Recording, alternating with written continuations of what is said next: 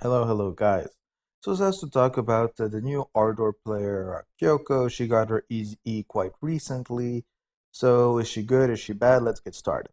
First thing is, actually those stats sound kind of low. Her technique value is ridiculously low for a striker though. Powers being the first, Vitality second was kind of weird, and Speed third. So stat-wise, this isn't really the best breakdown you can get. She's left forward, pretty standard. Front placement bonuses. We can all live with that. Ace, increased attack power and max life of Ardor players. I mean, if you're using her, that means you don't have William, so it could work, I guess, in Mono Ardor.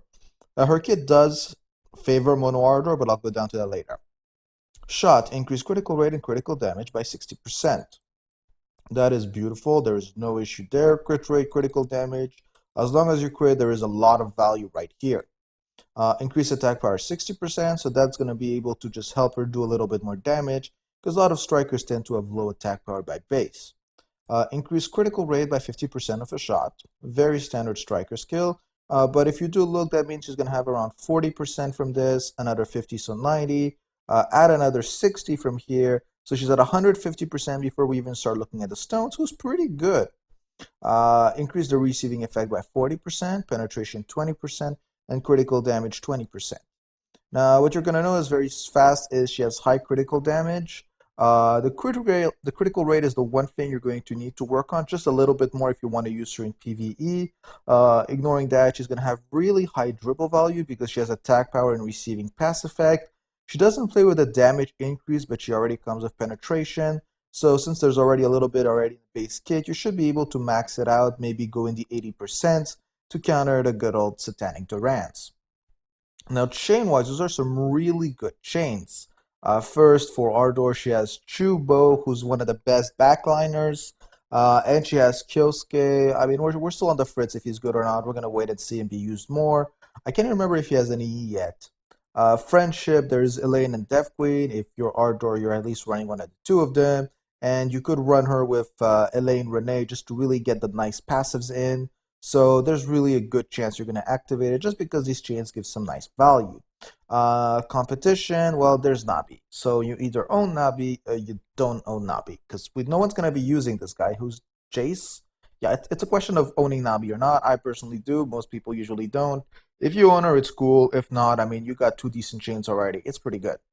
Now, only annoying thing is now the fighting spirit chain is blocked by Nabi. So yeah, that I don't approve this idea of having to complete all three. But there is Glade. So right there, that's some value. The rest of them we don't care. Now, when we look at the stones, at the same time, they're bad and good. What I mean by that is you have Ardor, so automatically you can put Ardor critical damage, Ardor critical damage. So you're going to have those two stones, plus you're usually going to have the Elaine active if you're running Elaine for the friendship bonus. I think that gives a 20% critical rate bonus or 30% dribble. I can't remember which one of the two. Or maybe even receiving pass effect. It's one of those three things.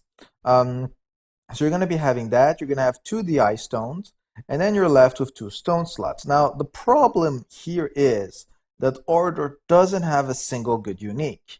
So you can't really run one of those. And Thunder has Gladaris, who's actually pretty good. It's going to give attack power and penetration, but since she has so much critical damage, it does feel that instead of going straight for penetration, maybe being sure that she crits would be a little bit more important, especially since she's going to come with the two Ardor critical damage stones. She's going to be at 100% on active, 160% critical damage.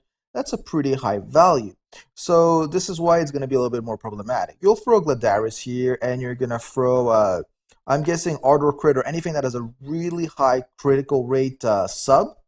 It could be a dribble stone. I mean, dribble stone would be even better if it has a dribble sub, just because it's going to give you spirit.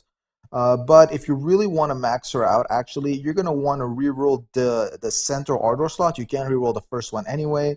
And the Thunder actually has another use.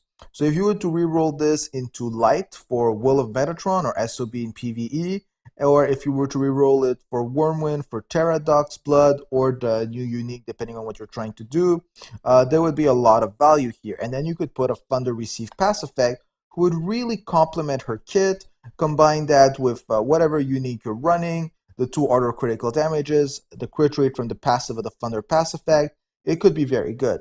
Now again, she's already really strong when you don't reroll her, but if you do reroll her and you're trying to go for the PvE super high meta, SOB is the stone that you're going to want to be going for though, just because of all that receive pass effect. You throw in a Balteon, you throw in all the good old line buffs, and then it's just going to be broken. So that's pretty much how you run her. If you have any questions, comment, write them down in the comments below. Have a good day, guys.